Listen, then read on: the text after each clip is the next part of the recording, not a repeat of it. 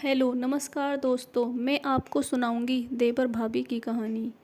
मैं अपनी माँ के साथ शहर अपने बड़े भाई और भाभी के घर आया हुआ था। मेरी भाभी पायल देखने में बेहद खूबसूरत थी।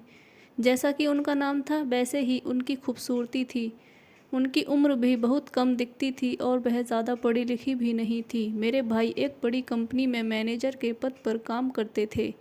मेरी भाभी दफ्तर में जब भी भाई को खाना पहुंचाने जाती थी, उन्हें देखकर सब ऑफिस के सभी मर्दों की लार टपकने लगती थी। चाहे बड़े से बड़े पोस्ट के लोग ही क्यों ना थे, उनकी जवानी का हर कोई दीवाना था। मेरी भाभी ने आज तक किसी को भी अपने पास भटकने तक का मौका नहीं दिया था।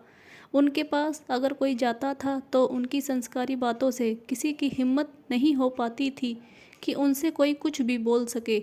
इसी तरह दिन गुजर रहे थे। अचानक मेरे भाई की सड़क दुर्घटना में गंभीर चोट आई थी और मेरे भाई को अस्पताल भी ले जाया गया। वहाँ डॉक्टर ने बताया इन्हें ज़्यादा चोट के कारण अब यह नहीं चल सकते और उनकी देखभाल घर पर ही अच्छे से की जा सकती है। हम सभी पर तो जैसे दुखों का पहाड़ ही टूट पड़ा था, क्योंकि घर में कमाने वाले सिर्फ मेरे बड़े भाई ही थे। मैं तो सिर्फ 18 साल का ही था और मेरा कॉलेज भी तो था, इसलिए मैं कॉलेज के चलते ज़्यादा पढ़ाई पर ही ध्यान देता था। बाकी घर परिवार की जिम्मेदारी मेरे बड़े भाई के कंधों पर थी।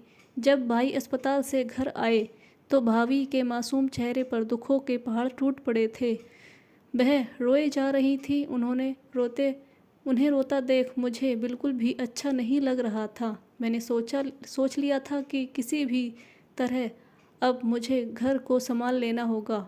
मैंने पढ़ाई छोड़कर किसी नौकरी की तलाश में अब ज़्यादा वक्त घर से बाहर गुजारने लगा था। तभी मुझे एक ऐसी जगह काम मिल गया जहाँ ज़्यादातर लड़कियाँ ही मेरे आसपास काम किया करती थीं।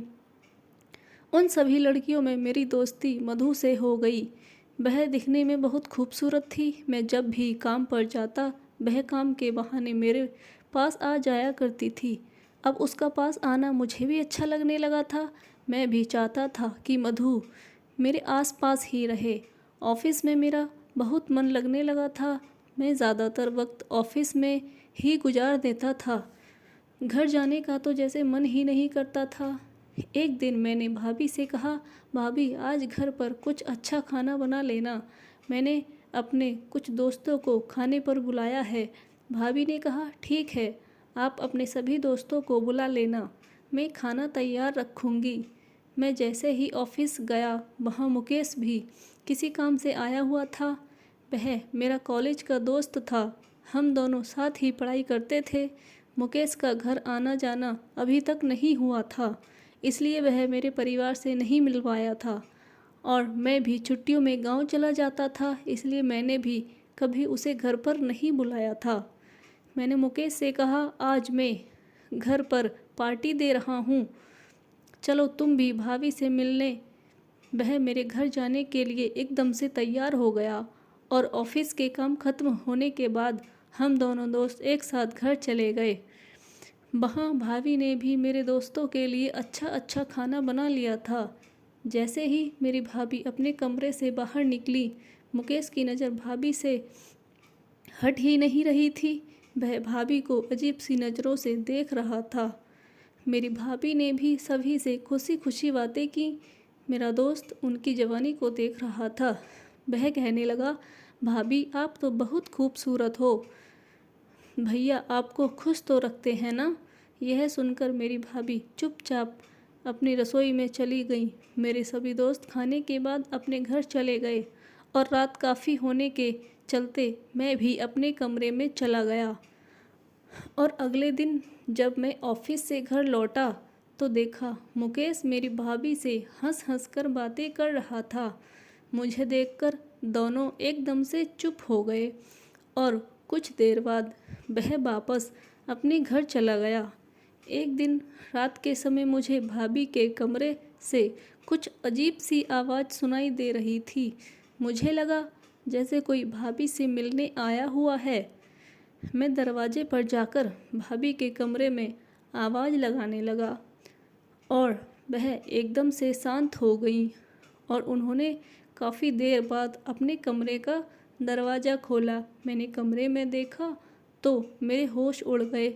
मेरे कमरे में भाई के अलावा कोई नहीं था। मैं वापस अपने कमरे में चला गया और मुझे इस तरह से भाभी पर शक करके बहुत पछतावा होने लगा था। मैं एक पल के लिए भूल ही गया था कि वह वही औरत है जो किसी पराये मर्द को अपने आसपास भी भटकने नहीं देती थी। आज मैं कैसे अपनी भाभी पर शक कर बैठा। न जाने मेरे मन में अपने दोस्त और भाभी को लेकर ऐसे ख्याल क्यों आ गए थे। मैं अपनी ही नज़रों में शर्मिंदा था। अगली सुबह मैंने भाभी से कहा, भाभी मुझे माफ़ कर दीजिए। मैंने अपने मन में न जाने आपको और मुकेश को लेकर कहाँ से ये सब गलत सोच लिया था। भाभी ने हंसकर कहा, कोई बात नहीं नीरज, मैं जानती हूँ इस समय तुम्हारे भाई की जो हालत है वह तुम्हारे अंदर इस तरह के विचार पैदा कर दिए होंगे, पर मैं अपने पति से बहुत प्यार करती हूँ और मुझे यकीन है वह जल्दी ही ठीक हो जाएंगे। मैंने भाभी से कहा, आज के बाद बिना सच्चाई जाने कभी किसी पर शक नहीं करूँगा। दोस्तों, वीडियो कैसा लगा कमेंट में ज़रूर बताएं। ऐसी ही और अच्छी अच्छी कहानियाँ सुनने के लिए वीडियो को लाइक करें और चैनल को सब्सक्राइब करें। Thank you.